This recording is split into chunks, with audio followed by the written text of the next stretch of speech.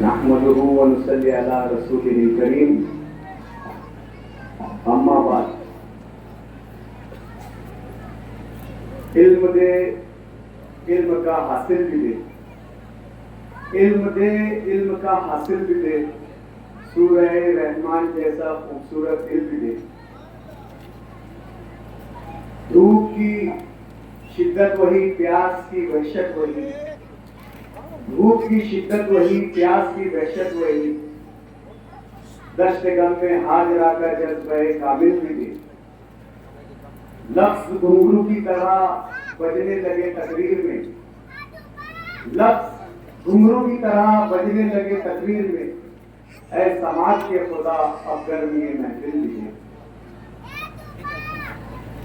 आज का ये जो इंतखाबी जलसा-ए-आम जो मीटिंग की सूरत में हमने दिए थे, महसूस जलसा-ए-आम जैसा हो रहा है। उस मीटिंग के सदर मोहतरम हमारे सरपरस्त आली वकार अलहाज गुलाम गौस कोपा, अलहाज गुलाम गौस मुकादम साहब यहाँ पर तशरीफ फरमा, मेरे मोहसिन, मेरे करम फरमा, मेरे दीगर सरपरस्त अहबाब में जिनके नाम है जमाल दादा कुल्लईवाला साहब, खालिद भाई कुल्लईवाले, महमूद भाई रेडीमेड वाले, असगर भाई, शब्बीर पहलवान, यासीन चाचा टीवी वाले, निहाल अनौसर साहब, एजाज भाई पतंग वाले, अकबर भाई बंगार वाले, अख्तर भाई भजिए वाले, मोबिन भाई, मोहम्मद सादिक भाई, सामने बैठे मेरे गली नंबर 2 से तशरीफ लाए हुए यूसुफ चाचा, निजाम भाई, मेरे अजीज दोस्त अंसार भाई घड़ी वाले, सत्या मामू, आमिर भाई, असलम भाई, आरिफ भाई बेटी वाले, जमील भाई बंगार वाले, रिजवान भाई समोसे वाले, मुबीन भाई गढ़ नंबर 110 से तशरीफ फरमा है, सिद्दीक भाई मूर्ति वाले और उनके दोस्त अहबाब, सामने बैठे हुए तमाम ही बुजुर्ग नौजवान, घरों में बैठी हुई मेरी पर्दा नशीन मेरी माए बहनें, आज से पहले इस मकाम पर कई बार मुझे अपनी बात रखने का मौका मिला है, चाहे वार्ड का इलेक्शन हो, पार्लियामेंट का इलेक्शन हो, असेंबली का इलेक्शन हो, कोई भी इंतखाब हो, मैंने आड़ी लैंड से अपनी बात की शुरुआत या इब्तिदाई बात जो इस इलेक्शन के ताल्लुक से रही है, मैंने हमेशा यहां से शुरू किया है। दोस्तों, 20 नवंबर 2024 को मालेगांव समेत मालेगांव के साथ साथ पूरे महाराष्ट्र का असेंबली इलेक्शन होने जा रहा है। इस असेंबली इलेक्शन में हमारी अपनी जमात, हमारी अपनी सियासी पार्टी ऑल इंडिया मजलिस इत्तेहादुल मुस्लिमीन भी जो है हिस्सा ले रही है। पूरे महाराष्ट्र में हम लोग 12 सीटों पर लड़ रहे हैं। आज नॉर्थ महाराष्ट्र में हमारे 2 एमएलए हैं, धुलिया शहर से और मालेगांव सेंट्रल से। मजलिस इत्तेहादुल मुस्लिमीन के 2 एमएलए जो है माजी के असेंबली इलेक्शन में चुनकर गए। महाराष्ट्र में मजलिस इत्तेहादुल मुस्लिमीन का सफर असेंबली इलेक्शन 2014 से शुरू हुआ। 2014 में जब महाराष्ट्र के असेंबली इलेक्शन हो रहे थे, उस वक्त या उस मरतबा मजलिस इत्तेहादुल मुस्लिमीन ने पहली मरतबा महाराष्ट्र में जो है असेंबली इलेक्शन लड़ा और 2 एमएलए जो है वो चुन कर गए। जिसमें से एक महाराष्ट्र के मजलिस इत्तेहादुल मुस्लिमीन के सदर इम्तियाज जलील साहब है थे और दूसरे वारिस पठान साहब। 2019 के इलेक्शन में भी 2 एमएलए चुन कर गए, जिसमें मालेगांव सेंट्रल से आप लोगों की मेहनत, आप लोगों की दुआओं और आप लोगों की वोटों की बदौलत शहर अजीज के हर दिल अजीज एमएलए अलहाज मुफ्ती मोहम्मद इस्माइल कासमी साहब ने तारीखी कामयाबी हासिल करते हुए पहली मर्तबा मालेगांव शहर की तारीख में 1,17,000 वोट हासिल करके कसीर जो है तादाद से उम्मीदवार जो है कामयाबी हासिल की और वो असेंबली में पहुंचे और दूसरा दुनिया शहर से फारूक शाह साहब। दोस्तों, जरूरी यह है कि हम जिस सियासी पार्टी के निशान पर, मंशूर पर, जिस सियासी पार्टी के लीडरशिप के अंदर, जिस सियासी जमात के रहनुमाओं की सरबराही में हम ये इलेक्शन लड़ रहे हैं, तो जरूरी है कि हम उस पार्टी की जो असल बुनियाद है, उसके बनने की वजह है, वो पार्टी का मकसद क्या था, क्यों वो पार्टी वजूद में आई और वो क्यों वो पार्टी जो है आंध्र प्रदेश, तेलंगाना से निकलकर महाराष्ट्र में भी इलेक्शन लड़ रही है। दोस्तों, यहां पर बैठे हुए बहुत से बुजुर्ग हैं और जहां तक मेरी आवाज जा रही होगी, जो बुजुर्ग को जिनके कानों में मेरी आवाज पहुंच रही होगी, उन्हें हैदराबाद पुलिस एक्शन बहुत अच्छी से याद होगा। तारीख में इस वाकये को सुकून हैदराबाद के नाम से याद किया जाता है। आजादी से पहले हैदराबाद एक इस्लामी रियासत थी। आसिफ जाही दुअम उसके सरबराह थे और शरीयत के कानून पर चलने वाली वो रियासत थी। मुल्क आजाद हुआ, 1947 में देश आजाद हुआ, देश की तकसीम हुई। तकसीम के दौरान एक मुल्क पाकिस्तान बना और हिंदुस्तान जिसका अपना पहले से वजूद था। जो रियासतें जिस मुल्क में शामिल होना चाहती थी, वो उस मुल्क का हिस्सा बनी। 2 रियासतें ऐसी थी जिनमें अक्सरियत जो है दूसरे मजहब की मानने वाली थी और वहां की कयादत दूसरे मजहब के मानने वालों की थी। जैसे कश्मीर में, कश्मीर के राजा हरि सिंह थे, लेकिन कश्मीर की ज्यादातर तादाद जो थी वो मुस्लिम आबादी पर मुनहसिर थी। ऐसा ही हैदराबाद का भी था कि हैदराबाद, इसके जो निजाम थे, इसके जो सरबराह थे वो मुस्लिम थे और वहां पर रहने वाली अक्सरियत जो थी हिंदू समाज की थी। हैदराबाद हिंदुस्तान के जुनूब का इलाका है और पाकिस्तान जो बन रहा था वो शिमाल के इलाके में था। यानी हाथ के इशारे से अगर समझ लो तो ये जुनूब है, ये शिमाल है। ऐसे में हैदराबाद के निजाम पाकिस्तान में शामिल होना चाहते थे और कश्मीर के राजा हिंदुस्तान में शामिल होना चाहते थे।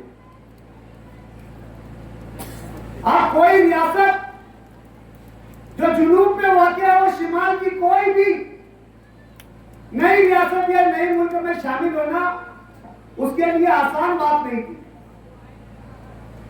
इसलिए हैदराबाद जो है वो हिंदुस्तान में रह गया।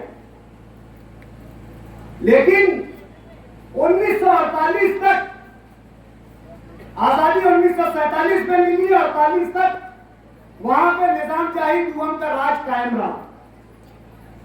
जो नई हुकूमत हिंदुस्तान की बनी थी, पंडित जवाहरलाल नेहरू जिसके वजीर आजम थे, डॉक्टर राजेंद्र प्रसाद जिसके सदर थे, उन्होंने कई बार कोशिश की कि हैदराबाद रियासत हिंदुस्तान में शामिल हो जाए, लेकिन हैदराबाद रियासत के रजाकारान ने हर बार मुखालिफत की। इस बीच पुलिस एक्शन हुआ। हिंदुस्तान के वजीर दाखिला सरदार वल्लभ भाई पटेल थे और ये हिंदुस्तान का दाखिली मामला था। सरदार वल्लभ भाई पटेल ने एक पुलिस एक्शन करते हुए वहां की हुकूमत को उखाड़ दिया। जो मुसलमान हैदराबाद में कभी राजा थे, जो कभी सरकारी मुलाजमतों में थे, जो जागीरदार थे, जो सरमायादार थे, जो दौलतमंद थे, यकायक पुलिस एक्शन में उजड़ गए। वो मुसलमान राज करने वाले पुलिस एक्शन में एकदम धड़ाशाही हो गई और वो जो है खत्म हो गए। 1949 सितंबर में हिंदुस्तानी हुकूमत ने जो जागीरदाराना निजाम था हैदराबाद का, उसको खत्म कर दिया। जो मुसलमान पेंशनर थे या मुलाजिमत पे थे, उर्दू वहां की जो है जबान थी, सरकारी जबान थी, आज जैसे हमारी मराठी और हिंदी जबान है, उर्दू जबान को सरकारी जबान खत्म कर दिया गया। ऐसे में पुलिस एक्शन से मुतासिर होकर कई लोगों ने हैदराबाद रियासत छोड़ दिया और अपनी जान बचाकर महाराष्ट्र के मराठवाड़ा, नांदेड़, परभनी, बीड, गेवराई, अंबेजोगाई, परतूर, परली, वैजनाथ, यहां पर जो है आकर बस गए। लेकिन कुछ लोग थे जिनको वहां का रोजगार मैसर नहीं हुआ, कमाने के कोई जराए नहीं मिले, तो पुलिस एक्शन में ऐसे लोग भी उठकर मालेगांव आए। हमारे अतराफ में आयशा नगर में एक बहुत बड़ी बस्ती जो है वो पुलिस एक्शन के टाइम आई हुई है। हमारे शब्बीर नगर में जो नांदेड़ी लोग कहे जाते हैं, ये लोग भी पुलिस एक्शन का शिकार हुए। जो मुसलमान तितर बितर हो गए थे, जो हैदराबाद रियासत में हिंदुस्तानी कानून नाफिज हो गया था, जहां यह बात नामुमकिन हो चुकी थी कि आप कोई नई रियासत का मौजूद अमल में आए, उस वक्त आज की ऑल इंडिया मजलिस इत्तेहादुल मुस्लिमीन के सदर अलहाज बैरिस्टर असदुद्दीन अवैसी के दादा वहीदुद्दीन अवैसी ने जो है मजलिस इत्तेहादुल मुस्लिमीन का कयाम किया। और जो मुसलमान कभी ताकतवर थे, सरमायादार थे, पैसे वाले थे, जो मुसलमान जो कभी राज करते थे, लेकिन अब मोहताज हो गए, उनके घर जो है खाने पीने को नहीं रहा, रहने के लिए उनके सरों पर छत नहीं रह गई, ऐसे लोगों को जमा करके हिंदुस्तानी कायदे और कानून के तहत उनको उनका हक दिलाकर मजलिस इत्तेहादुल मुस्लिमीन का कयाम अमल में लाया। बताने का मकसद यह है कि मजलिस इत्तेहादुल मुस्लिमीन का बनने का बुनियादी और वाहिद मकसद यह है कि इस मुल्क में जहां भी मुसलमानों के साथ नाइंसाफी होगी, इस मुल्क में जहां भी मुसलमानों को दबाने की कोशिश की जाएगी, इस मुल्क में जहां भी मुसलमानों के हुकूक को छीनने की कोशिश की जाएगी, वहां पर मजलिस इत्तेहादुल मुस्लिमीन अपनी नुमाइंदगी दर्ज कराएगी, अपनी जमात की नुमाइंदगी दर्ज कराएगी और अपनी लीडरशिप की नुमाइंदगी दर्ज कराएगी। इसी सिलसिले में आप लोग देख रहे होंगे कि 2014 से जब से इस मुल्क में बीजेपी हुकूमत आई है, मुसलमानों के खिलाफ रोज नया एक फितना, एक फसाद पैदा हुकूमत की जानिब से किया जा रहा है।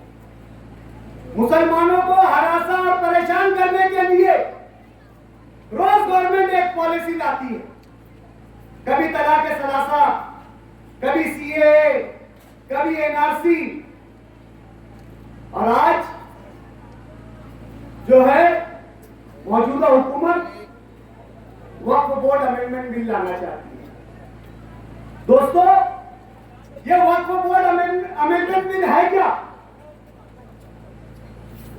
आज तक जितने हमने बीजेपी ने हम पर किए है, उसमें सबसे बड़ा हमला और मुसलमानों की बुनियाद खत्म करने का कोई मंसूबा अगर है, कोई नीयत हुकूमत की अगर है, कोई जाफरानी कुव्वत की साजिश अगर सबसे बड़ी है, तो वो ये वक्फ बोर्ड अमेंडमेंट बिल है, वक्फ तरमीमी बिल है। ये बिल, ये कानून के जरिए आज हमारी मसाजिद और मदारिस चलते हैं, आज हमारी दीनी दरसगाहें चलती है,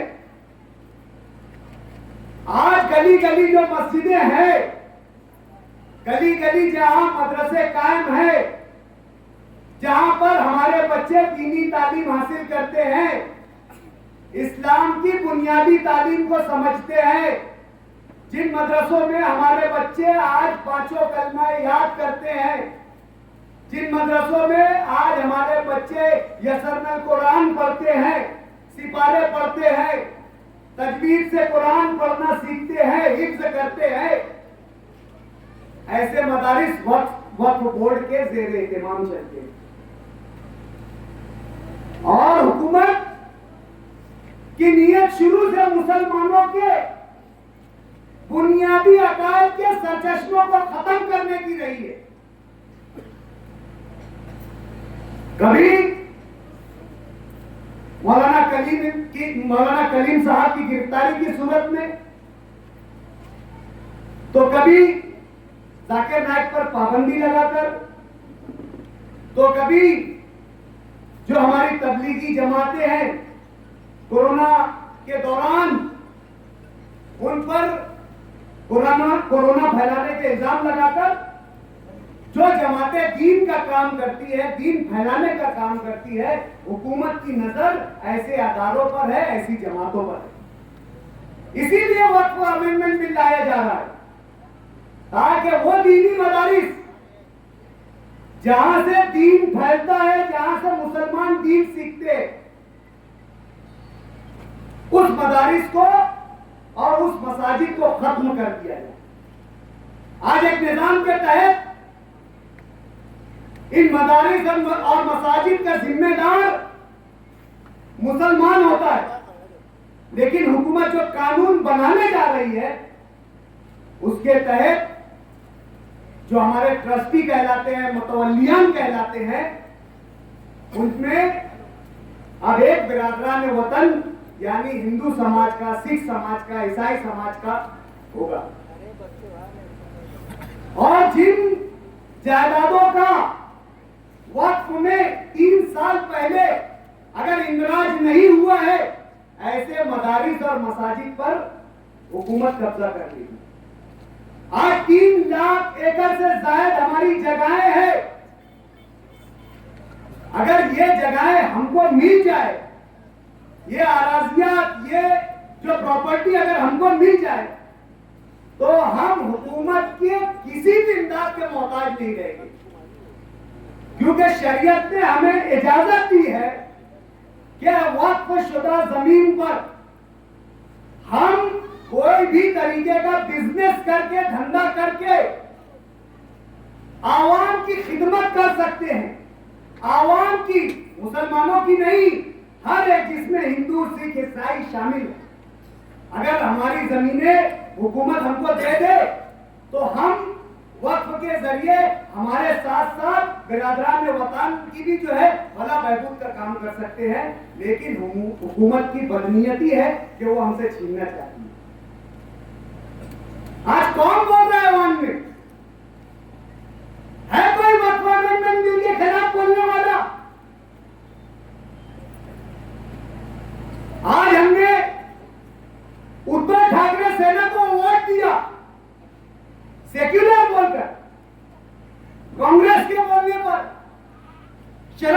के बोलने पर, समाजवादी पार्टी के बोलने पर हमने उद्धव ठाकरे के उम्मीदवार को वोट दिया, मुसलमानों ने वोट दिया।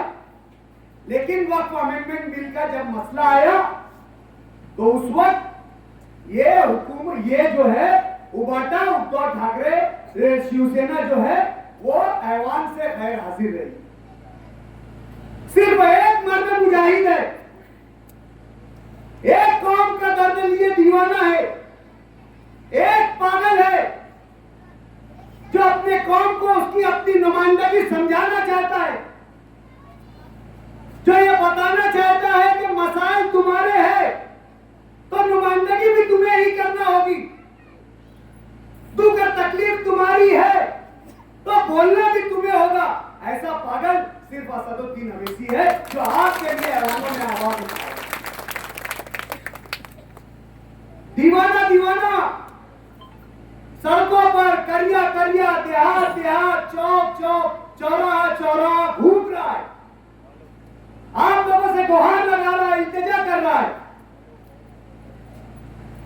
कि आप हमें मजबूत करो, आप हमारी क़यादत को मजबूत करो, एक हो जाओ। अगर एक होंगे तो इसी में हम सबकी भलाई, एक है तो सेफ है।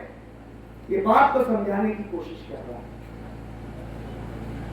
आज उसी मजलिस इत्तेहादुल मुस्लिमीन से मालेगांव शहर में हमारे एमएलए अलहाज मुफ्ती मोहम्मद इस्माइल कासमी साहब खड़े हुए। दोस्तों, ये इंतखाब या ये इलेक्शन जिसे हम हमें कभी जरूरी करार नहीं देते, हम लोग इसे एक त्योहार समझते हैं, एक हुल्लड़ हपाना समझते हैं, एक दिन समझते हैं कि बस वो दिन आएगा, वोट देंगे और वो वक्त और दिन गुजर जाएगा। मैं 2017 से मुसलसल इन गलियों में, गली कूचों में कह रहा हूं कि इलेक्शन की, इंतखाबात की अहमियत को समझिए।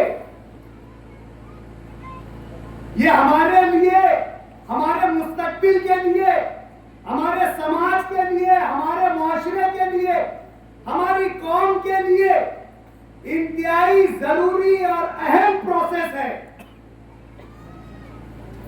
हर बार मैं कहता हूं, मैंने कारपोरेशन इलेक्शन में भी ये बात कही थी कि आपको लगता होगा कि आप यहां से मेंबर चुनकर दे देंगे और उसके बाद जिम्मेदारी खत्म। नहीं, वो नुमाइंदा 5 साल आपके अच्छे बुरे में शामिल रहेगा।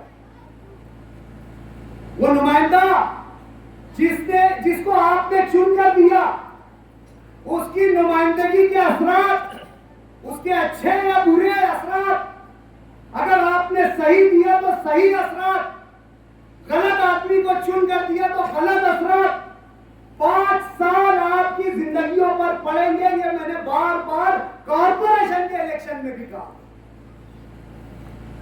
जबकि आज कानून साज असेंबली का इलेक्शन है, उस असेंबली का इलेक्शन है जहां बैठकर हमारे लिए कानून बनते हैं, जहां हमारी किस्मतों के फैसले होते हैं, जहां यह तय किया जाता है कि इस मुल्क और रियासत का शहरी किस कानून की बुनियाद पर, किन सहूलियात की बुनियाद पर अपनी जिंदगी गुजारेगा। इलेक्शन में हमेशा कहता है जमहूरियत की रूह है। जैसे इंसान का जिस्म है ना, कब जिंदा रहता है? जब उसमें रूह रहती है, जब तक जिंदा रहता है। और जमहूरियत भी उस वक्त तक जिंदा है जब तक इंतखाबात है। यही जमहूरियत, यही आइन हमें इस बात की इजाजत देता ही है, हमें हक देता है यह आइन, यह कानून, कि हम आजादी के साथ बिना खौफ व खतर, बिना डरे, बिना किसी धमकी में आए, बिना किसी के प्रेशर में आए, हम हमारे मुस्तकबिल का फैसला वोट के जरिए कर सकते हैं। ये आइन और ये कानून हमें इस बात की इजाजत देता है, जो इस इलेक्शन के जरिए जिंदा रखने की बात मैं कहता हूं। और आज आप देख रहे होंगे कि शहर में इलेक्शन का माहौल क्या है, किस तरीके का इलेक्शन लड़ा जा रहा है। जो जमहूरियत आपको ये इजाजत देती है कि आप बिना खौफ व खतर, बिना दहशत के आप अपनी वोट का इस्तेमाल करिए, वोट दीजिए अपने पसंदीदा नुमाइंदे को, जिसे आप बेहतर समझते हैं, जिसे ये मानते हैं, जिस बात को आप ये मानते हैं कि ये नुमाइंदा चुनकर आने के बाद मेरे लिए, मेरे शहर के लिए, मेरी बस्ती के लिए बेहतर है, उसे वोट देने का हक इसी जमहूरियत और आइन ने दिया है। लेकिन आज शहर में इस हक को गुंडागर्दी के जरिए छीनने की कोशिश की जा रही है, दादागिरी के जरिए छीनने की कोशिश की जा रही है। शहर में डर और खौफ का एक माहौल बनाने की कोशिश की जा रही है। शहर में यह कोशिश की जा रही है कि शहर का वोटर अपनी वोट का इस्तेमाल खुलेआम नहीं कर पाए, अपनी राय का इस्तेमाल खुलेआम और खुले तौर पर नहीं कर पाए। गुंडों की टोलियां मोटर बाइक पर निकल रही है, सड़कों पर, चौराहों पर पहुंचकर दादागिरी वाले अंदाज में यह मैसेज देने की कोशिश कर रही है कि अगर हमारे खिलाफ कोई ने वोट किया या कोई हमारे खिलाफ गया तो वो अपना हशर भी सोच ले, अपना अंजाम भी सोचे। 2017 के इलेक्शन में मैंने कहा था, मेरा जो बुनियादी नारा था इस इलाके और इस बस्ती के लिए, कि कामकाज तो जो नुमाइंदे की जिम्मेदारी है, कामकाज करना तो हर वो मेंबर, हर वो एमएलए, हर वो खासदार जो चुन कर आता है, ये उसकी जिम्मेदारी है, उसे करना ही करना है। लेकिन आवामी वोटों से चुनकर जाने वाले नुमाइंदे की ना सिर्फ तामीराती कामों की जिम्मेदारी है, बल्कि इस समाज और माशरे की हिफाजत की भी जिम्मेदारी है। क्योंकि जो लीडर होता है, रहबर होता है, जो मेंबर की शक्ल में होता है, एमएलए की शक्ल में होता है, खासदार की शक्ल में होता है, वो सिर्फ आपका सियासी लीडर नहीं रहता, वो आपका समाजी लीडर भी रहता, उसकी जिम्मेदारी समाज और माशरे में भी रहती। इसकी मिसाल मैं बार बार देता हूं कि अगर हमारी बेटी बेटे का कोई व्यवहार हो जाए, कोई मसला आ जाए, तो आज पूरे शहर में लोग जो है वो मेंबर, कॉर्पोरेटर या ऐसे लोगों के पास जाते हैं जो किसी सियासी जमात की नुमाइंदगी करते हैं। इसी बात पर मैं कहता हूं कि सियासत और समाज एक दूसरे के लिए लाजिम और मलजूम है। यानी हम आईना कैसे देखते हैं, अगर आईने में देखेंगे तो अगर हम समाज को देखेंगे तो सियासत नजर आएगी, सियासत को देखेंगे तो समाज नजर आएगी। इसलिए अपनी वोटों का फैसला सही और अच्छे तरीके से करने की बार बार मैं जो है इस इलाके से गुजारिश करता हूं और शहर से गुजारिश करता हूं। समाज माशरा क्या है? समाज तो कई इकाइयों का नाम है, माशरा तो कई इकाइयों का नाम है, कई चीजों पर मिलकर बनता है। समाज में बस्ती भी होती है, जैसे घर है, समाज में रोड, रास्ते, गटर भी होते हैं, समाज में ऊंची ऊंची बिल्डिंगें भी होते हैं, कच्चे पक्के मकानात भी होते हैं।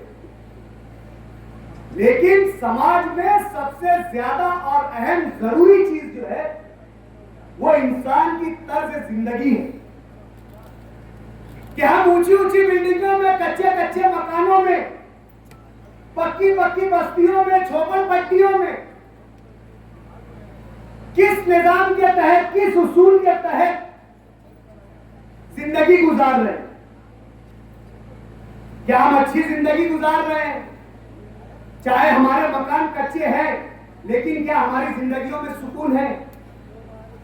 क्या हमारे मकान सब आराइशों से लैस है, लेकिन क्या हमारा बच्चा, हमारी नस्लें महफूज है? हमारे घर में टीवी भी है, फ्रिज भी है, एसी भी है, सब है, लेकिन क्या मेरा बच्चा समाज की बुराइयों से बचा हुआ है? क्या मेरा बच्चा नशे में मुलविस तो नहीं हो गया? क्या मेरा बच्चा जुआ जुगाड़ खेलने में मुलविस तो नहीं हो गया? क्या मेरा बच्चा गुंडागर्दी में मुलविस तो नहीं हो गया? अगर समाज में मेरे पास बेहतर मकान हो, तमाम सहूलतें हो, तो मेरी ये सहूलतें किस काम की हो? गारत है ऐसी सहूलतें। हाँ, अगर कच्ची बस्ती है, कच्चा मकान है, लेकिन मेरा बच्चा इन तमाम बुरी लतों से महफूज है, तो मेरे लिए वो जिंदगी जन्नत है, वो माशरा जन्नत है, वो समाज से जन्नत है। ये समाज का तर्ज जिंदगी, ये असल जरूरी चीज है। इस समाज में अदल इंसाफ भी होना चाहिए। ये समाज में ऐसा निजाम होना चाहिए कि किसी पे जुल्म ना हो, किसी पर ज्यादती ना हो, किसी पर दादागिरी ना हो, किसी पर गुंडागर्दी ना हो। आपको अपनी हर बात रखने का तरीका और सलीका होना चाहिए। आप अगर सियासी नुमाइंदे हैं तो आइए बस्तियों में, बैठिए, बात कीजिए लोगों से, अपना मंशूर उनके सामने रखिए। आप उनके लिए बेहतर क्या करने वाले हैं, इस बात को उनके सामने रखिए। उनकी जिंदगी को कैसे बेहतर बना सकते हैं, इस बात को उसके सामने रखिए। और प्यार, अमन और अदल इंसाफ के साथ लोग माने, ये भी समाज का जरूरी हिस्सा है। आगे आजादी के बाद तो मैं कर चुका हूं कि ये आजादी बहुत बड़ी नेमत है। आजादी है तो सब कुछ है, दुनिया की चीजें सहूलतें हैं, लेकिन अगर आजादी नहीं है, हम हमारा फैसला खुद नहीं कर सकते।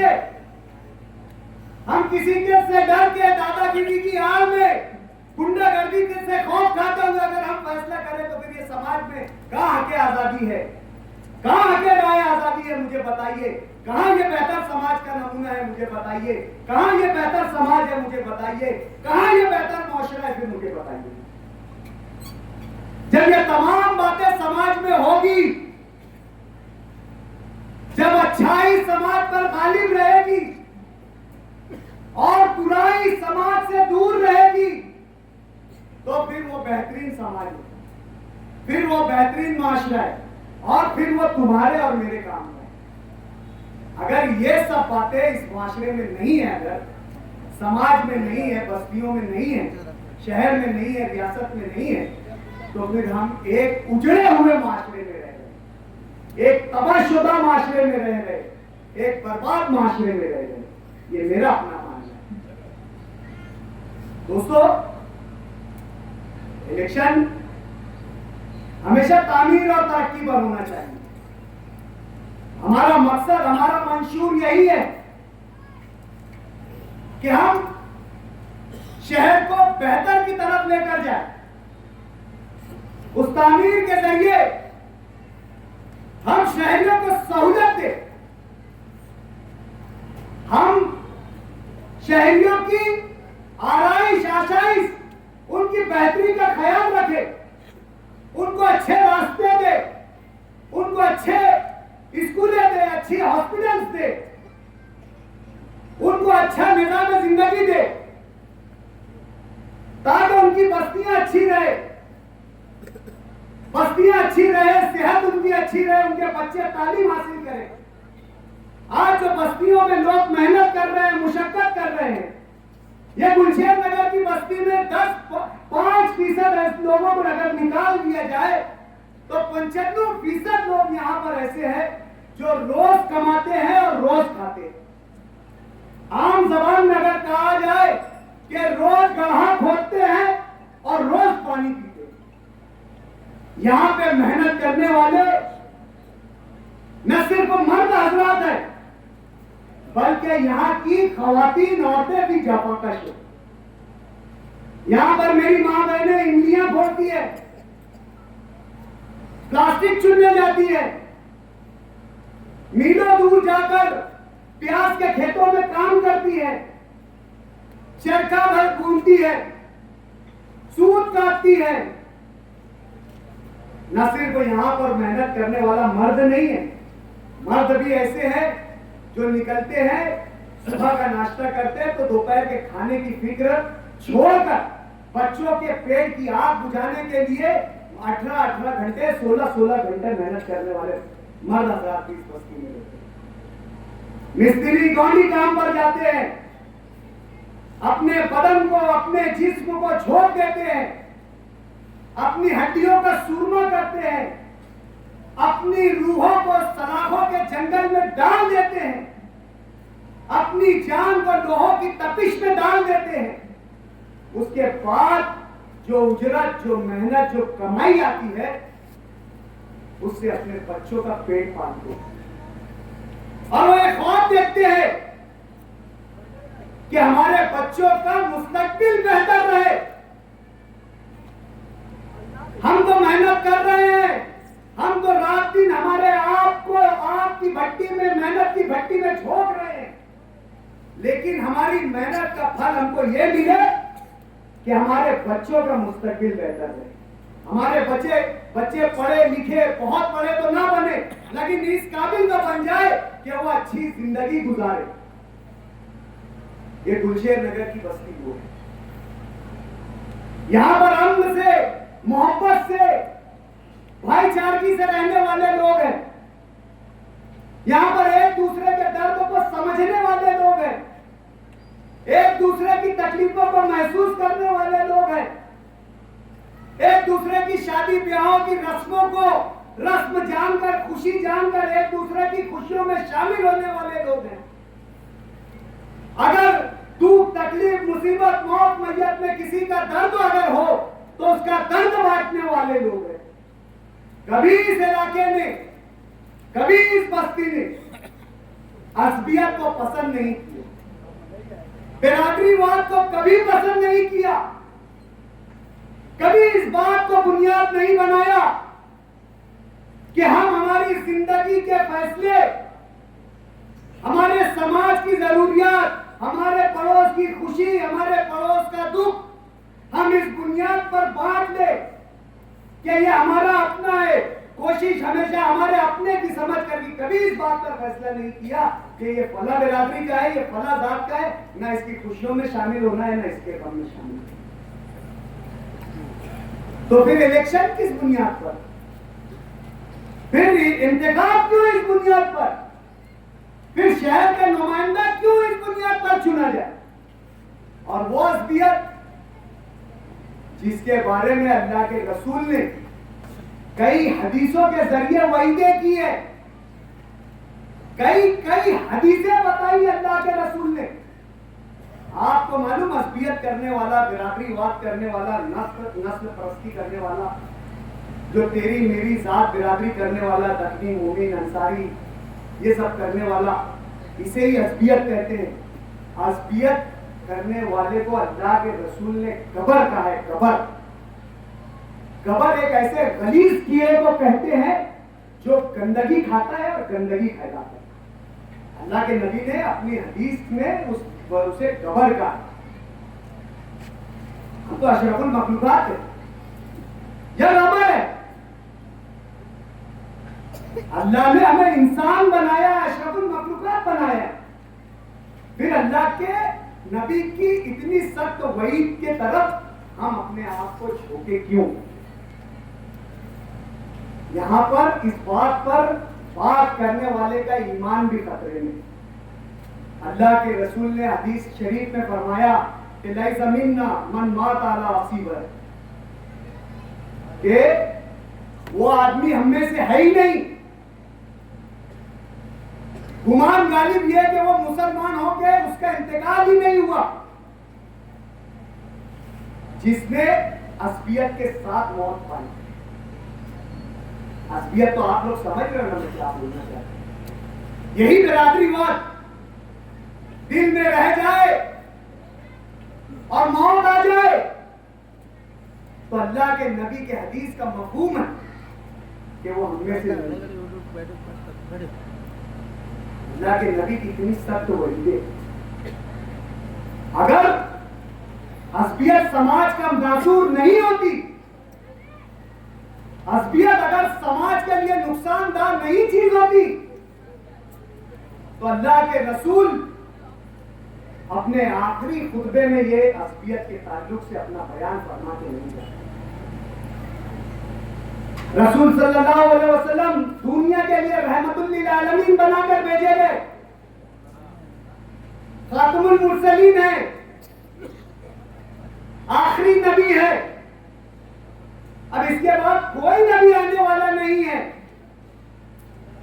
वो शम्मे हिदायत अपनी जिंदगी का पर्दा करते वक्त फरमा रहे हैं कि अब ना उम्मी को अजमी पर तरजीह होगी, ना अजमी को उम्मी पर तरजीह होगी, ना काले को गोरे पर, ना गोरे को काले पर। अब जो तुम में सबसे बेहतर रहेगा वो इल्म की बुनियाद पर रहेगा और अमल की बुनियाद पर रहेगा।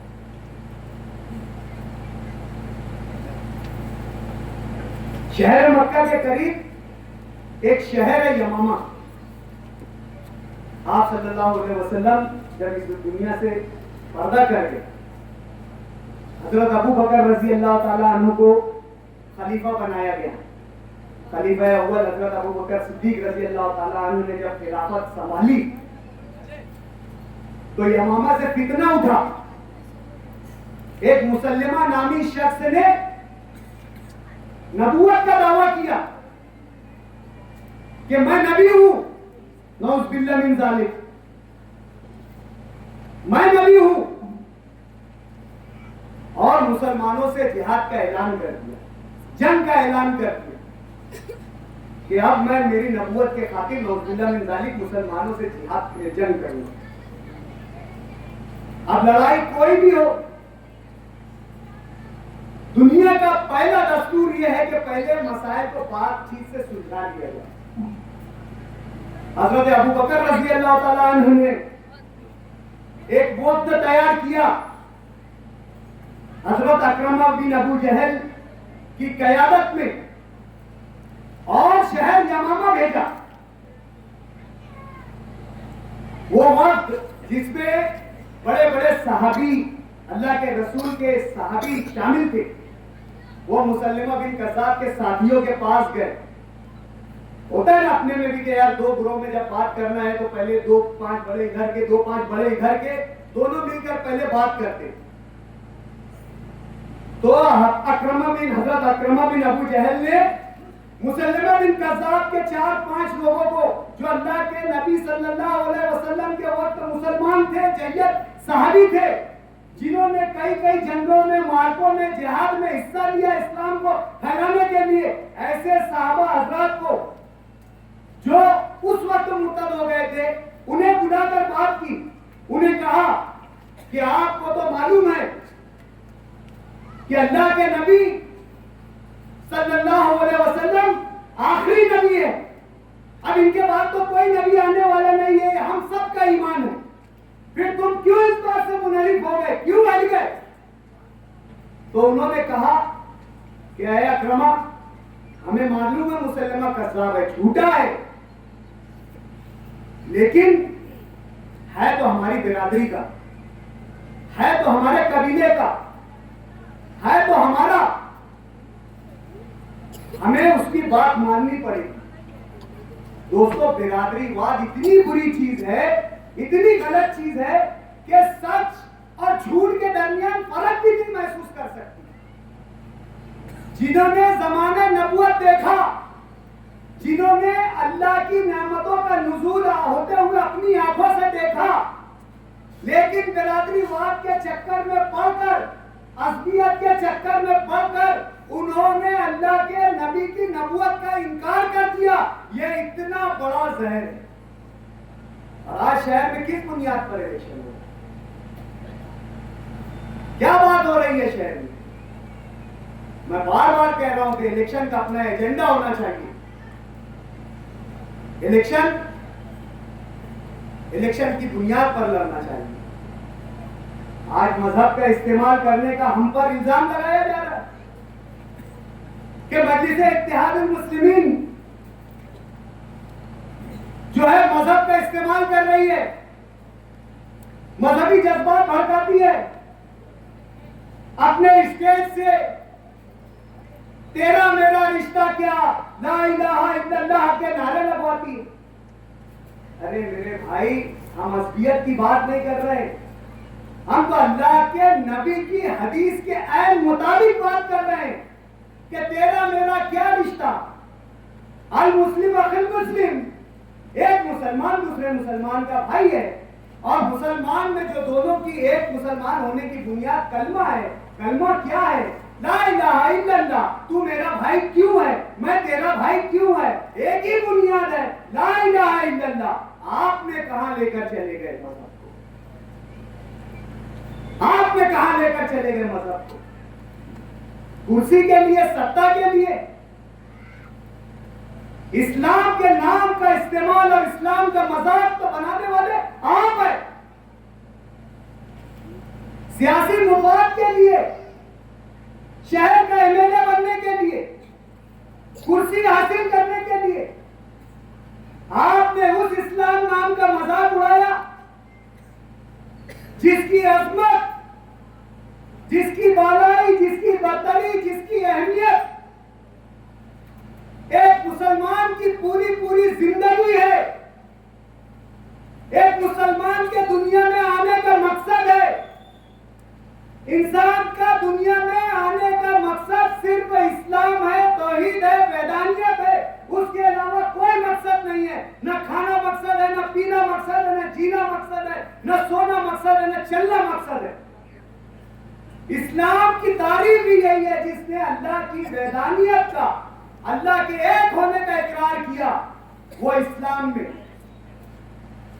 अल्लाह ने कुरान में फरमा दिया, अल-यौमा अकमलतु लकुम दीनुकुम व अतममतु अलैकुम निअमती व रज़ीतु लकुमुल इस्लाम दीना, कि आज मैंने तुम्हारे लिए तुम्हारा दीन मुकम्मल कर दिया।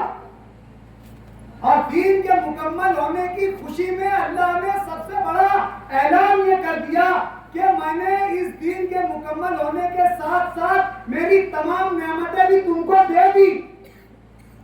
यानी अब ऐसी कोई नेमत नहीं है जो बंदे के लिए पोशीदा रह गई, या अब कोई नई नेमत बाकी रह गई। इस्लाम दीन इतनी बड़ी नेमत है। वो रज़ीतु लकुमुल इस्लाम दीना, और तुम्हारे लिए दीन के नाम पर इस्लाम मुकर्रर कर दिया। इस्लाम, अल्लाह के रसूल ने हदीस में फरमाया कि इन्ना दीन इंदल्लाहिल इस्लाम। अल्लाह के नजदीक अगर कोई मुकर्रर करता दीन है जो अल्लाह ने अपनी इबादत के लिए पसंद फरमाया, वो कोई दीन है तो वो इस्लाम है। और आज तुम अपनी सियासत के लिए, अपनी कुर्सी के लिए इस्लाम का मजाक उड़ा रहे हो, इस्लाम की तौहीद कर रहे हो, जग में हंसाई कर रहे हो। नऊज़ बिल्लाह मिन ज़ालिक, अगर कल इस्लाम हारता है, कल वो हारते हैं तो लोग कहे कि इस्लाम हार गया। कल कोई ये कहे अरे वो इस्लाम का लीडर बहुत बुरा है, नऊज़ बिल्लाह मिन ज़ालिक, ये हाल कर दिया तुमने। और अच्छाई और पारसाई, अपने आप को बेहतर बताने की कोशिश, आपके सियासी मुफाद के अलावा आपके पास जीने का मकसद कुछ नहीं है। न रिश्तेदारियां हैं, न दोस्त अहबाब है, न बिरादरी है, कुछ नहीं है। सिर्फ आपको कुर्सी चाहिए एमएलए की, बाकी इसके अलावा कोई मकसद नहीं है। ये मैं मेरे शहर की सियासत पे नजर रखता हूं, मैं समझ रहा हूं इस बात को। बोलते हैं कि मेरे पास विजन है, अगर मुझे चुन कर दिए, अगर मुझे एमएलए बनाए तो मैं कानून बनाऊंगा कि कोई हमारे प्यारे आका सरवरे कायनात रहमतुल लिल आलमीन खातमुल मुरसलीन ताजदार मदीना नबी करीम सल्लल्लाहु अलैहि वसल्लम की आहानत करता है तो मैं उसके खिलाफ कानून बनवाऊंगा। आप तो बहुत बड़े बड़े दावे करते हैं कि अजीत दादा पवार ने मेरे को सोलार दे दिया, अजीत दादा पवार ने मुझे 15 करोड़ दे दिया, फडणवीस साहब ने मेरे लिए वो कर दिया। जरा उनसे एक बार ये तो कहते जाकर कि आप गिरी महाराज को क्यों नहीं अरेस्ट कर रहे? आप वो इतना सी बिटुकला नीतीश राणे उसको क्यों नहीं गिरफ्तार कर रहे? विशालगढ़ मस्जिद पर हमला करने वालों को क्यों नहीं गिरफ्तार कर रहे? यानी ये बात कि जब आपको चुन कर देंगे, जब आपको अहानत रसूल का एहसास होगा, जब आपको लगेगा कि नबी करीम सल्लल्लाहु अलैहि वसल्लम की शान में गुस्ताखी की गई, ये मुफाद नहीं तो क्या है, ये अपनी ख्वाहिश नहीं है तो क्या है, सिर्फ और सिर्फ मुफाद की बुनियाद पर इलेक्शन और आपका इस्तेमाल। मैं पूछना चाहता हूं, इस बस्ती के लोगों से मेरा सवाल है कि आज से 4 साल पहले पूरी दुनिया पर एक बुरा वक्त गुजरा था जिसे हम कोरोना के दौर से याद करते हैं और लॉकडाउन के नाम से याद करते हैं। अचानक पूरी दुनिया चलते चलते रुक गई, थम गई। एक वायरस ने पूरे निजाम को लाकर एक जगह पर रोक दिया। जो जहां था वहीं रुक गया। जिसके जेब में जितने पैसे थे उतने रह गए, जिसके घर में जितना अनाज था उतना रह गया, जिसकी गाड़ी में जितना पेट्रोल था उतना रह गया। ऐसा वक्त आया आप लोगों के पास। शहर में यही कायद है, यही रहबर है। आज बस्तियों में जो आ रहे बोल रहे मेरा, अपना, तेरा, मैं, अपने वाला, तेरे वाला, ये जो कर रहे, सवाल भी उनसे किया जाए कि आज जितने पायली पुलाव आपने इख्तियार हासिल करने के लिए खिलाया, जितने पायली पुलाव आपने एमएलए बनने के लिए खिलाया, जितने पायली पुलाव आपने कुर्सी हासिल करने के लिए खिलाया, अगर उसका 5% हिस्सा भी आकर हमें दे देते या उस वक्त पूछ लेते तो आज हम तुम्हारे उस कर्ज का हक अदा कर देते। मैं समझता हूं कि आगरा रोड के पार कोई नहीं आया होगा। आज वोट मांगने के लिए पूरा पूरा खानदान, घर का एक फर्द, मर्द और जन सब निकल कर आपके पास आ रहे हैं। उस वक्त लॉकडाउन में मुझे बता दो कि कोई एक फर्द भी गुलशेर नगर रोड पर या आजाद नगर रोड पर या सैलानी चौक में दिखा होगा। और आज इतनी हमदर्दी कि पूरा किला मुहासरा कर दिया गया है। फुकट फौजदार रात में पूरी गाड़ियों के साथ यहां से वहां दंदनाते फिर रहे, कभी यहां कभी वहां। कोई अगर हमारा काम कर रहा है तो कांधे पर हाथ रखकर, देख भैया इलेक्शन 2 ही दिन का, फिर उसके बाद तू देखना। अरे जिंदगी 2 दिन की है। ये कीदर भक्तियां बंद करो, बंद करो, कभी कौम के काम आओ। आज आपने ऐसे लोगों के साथ दुश्मनियां निकाली जो आपके सियासी मुखालिफ रहे हैं। आप इलेक्शन हारे तो शफीक एंटी करप्शन को मारा। शफीक एंटी करप्शन को मारने में किसका नाम? शेख वहाब शेख रशीद। एजाज बेग के घर पर हमला किया, एजाज बेग के घर पर हमला करने में किसका नाम? शेख जलील, शेख शफी, शेख एहसान, शेख रमजान। रिजवान सर के घर पर फायरिंग की गई। रात में वो शख्स अपने मासूम बच्चों के साथ, बीवी बच्चों के साथ घर में सो रहा था, उस पर फायरिंग की गई। नाम किसका? शेख खलील, शेख शफी मरहूम। अब्दुल मालिक पर फायरिंग की गई। नाम किसका?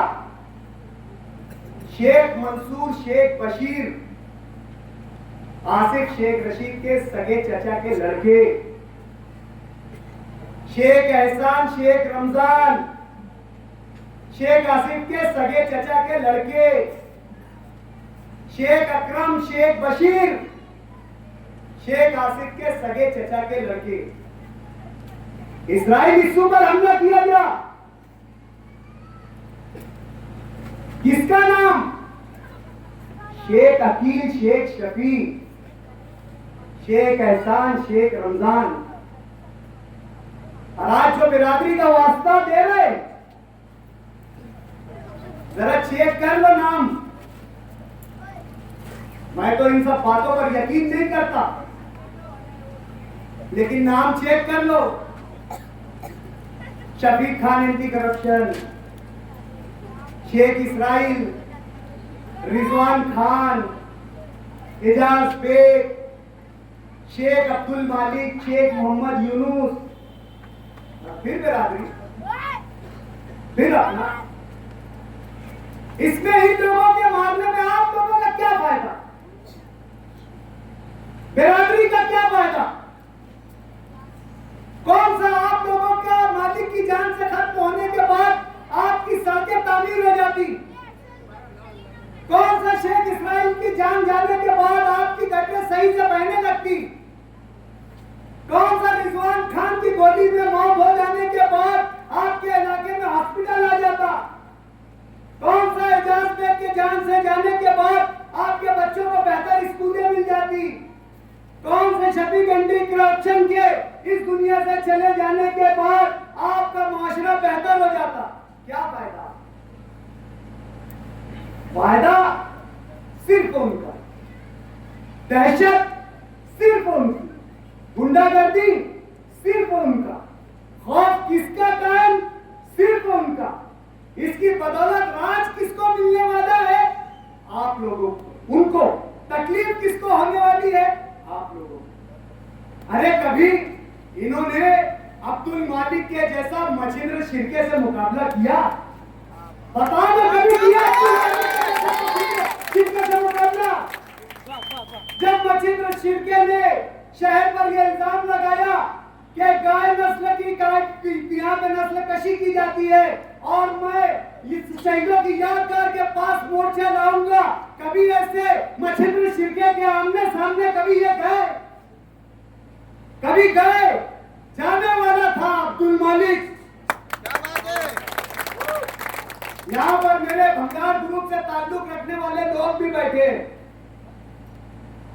चंदनपुरी पर एक नौजवान को बिरादरान वतन के लोगों ने मारा।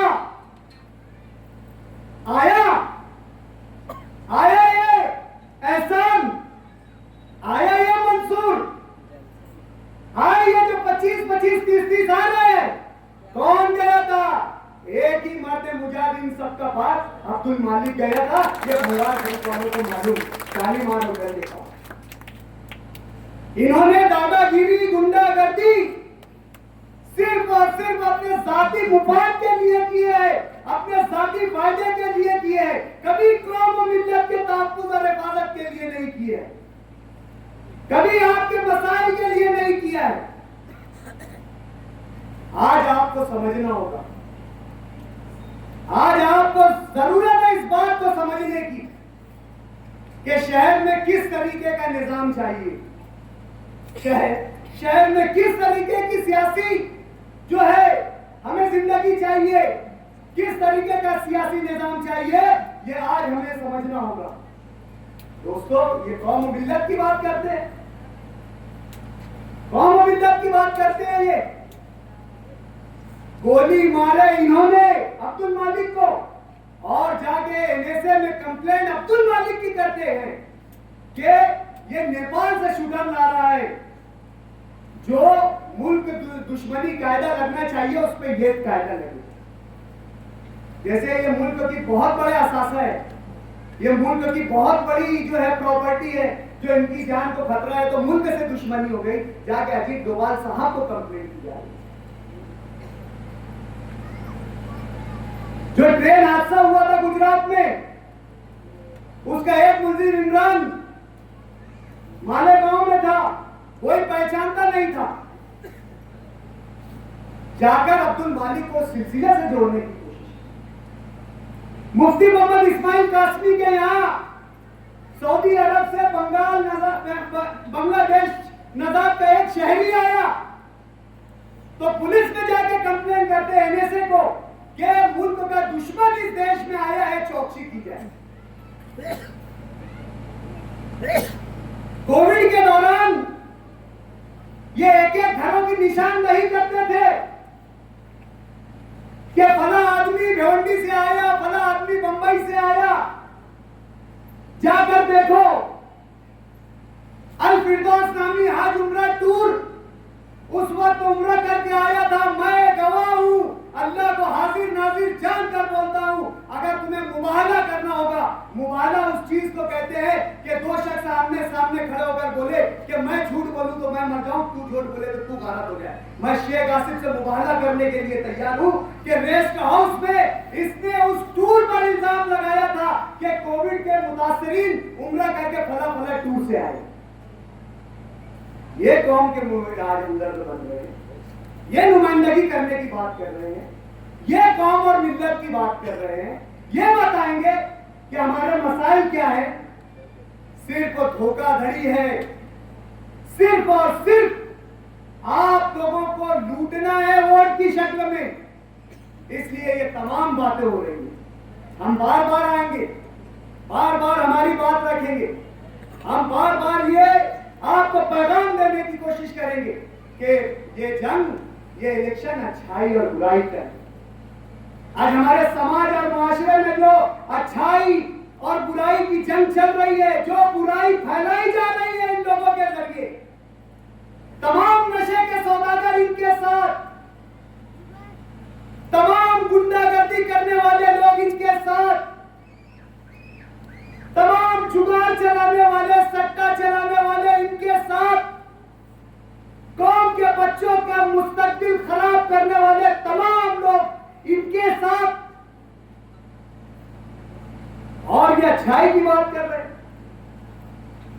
आज हम यहां पर बैठे हैं, आज हमें हमारे बच्चों के बेहतर मुस्तकबिल का फैसला करना होगा। आज तय करना होगा कि हम आने वाले वक्त में हमारे बच्चों को किस तरह की जिंदगी दे। एक बेहतर कौम वही होती है जो अपने बच्चों को, अपनी नस्लों को बेहतर मुस्तकबिल देकर जाती है। और आज अगर हमने सियासत के जरिए हमारे समाज मुआशरे में फैली बुराई को दूर नहीं किया और अच्छाई का साथ नहीं दिया, तो आने वाले वक्त में शहर भी बर्बाद होगा, समाज भी बर्बाद होगा, मुआशरा भी बर्बाद होगा। हम सब तबाही की, हमारी तबाही के हम खुद जिम्मेदार होंगे। आज ये इलेक्शन की ये बुनियादी, छोड़ दो तमाम बातें, बचाओ अपने मुआशरे को, बचाओ अपने बच्चों के मुस्तकबिल को, बचाओ अपने शहर की तहजीब को, बचाओ उस शहर की पहचान को जो मस्जिद और मीनारों के नाम से पहचाना जाता है, बचाओ उस शहर की सकाफत को जो अमन और अदब का गहवारा कहलाती है, बचाओ उस शहर की तहजीब को जिसने यहाँ पर इल्म के चिराग रोशन किए। आज जरूरत हमें इस बात की है, ना कि इस बात की है कि झूठे दिल भरे और मक्कार लोगों के झूठे नारे में आकर हम हमारी कौम के मुस्तकबिल का सौदा कर ले। मैं एक शेर के साथ अपनी बात खत्म करना चाहता हूं। बात मैं बहुत कुछ करना चाहता था मेरा, लेकिन आगे भी वक्त है, मैं आऊंगा, लेकिन इस शेर के साथ वक्त की खत्म होने के कगार पर है। मैं ये शेर जो है, इस शेर के साथ अपनी बात खत्म करूंगा। दोबारा जो है 9 तारीख के बाद स्टेज में इस इलाके में फिर लगाऊंगा। मैं शेर के साथ अपनी बात खत्म करता हूं कि बदल सको तो बदल सको तो बदल दो निजाम गुलशन का, बदल सको तो